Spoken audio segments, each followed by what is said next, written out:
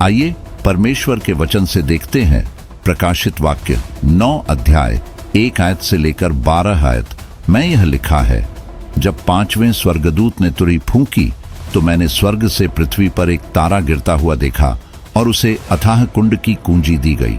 उसने अथाह कुंड को खोला और कुंड में से बड़ी भट्टी के समान धुआं उठा और कुंड के धुएं से सूर्य और वायु अंधकारमय हो गए। उस धुएं में से पृथ्वी पर टिड्डियां निकली और उन्हें पृथ्वी के बिच्छुओं के समान शक्ति दी गई।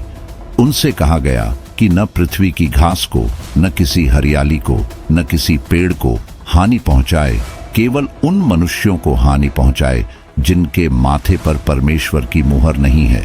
और उन्हें लोगों को मार डालने का तो नहीं, पर 5 महीने तक लोगों को पीड़ा देने का अधिकार दिया गया। और उनकी पीड़ा ऐसी थी जैसे बिच्छू के डंक मारने से मनुष्य को होती है। उन दिनों में मनुष्य मृत्यु को ढूंढेंगे और न पाएंगे, और मरने की लालसा करेंगे और मृत्यु उनसे भागेगी। उन टिड्डियों के आकार लड़ाई के लिए तैयार किए हुए घोड़ों के जैसे थे, और उनके सिरों पर मानो सोने के मुकुट थे, और उनके मुंह मनुष्यों के जैसे थे।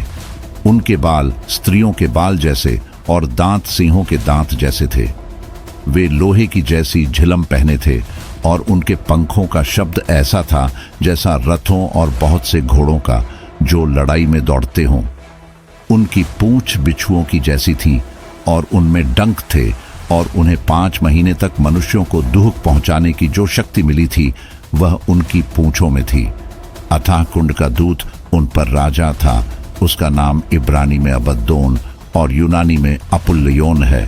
पहली विपत्ति बीत चुकी, अब इसके बाद 2 विपत्तियां और आने वाली हैं।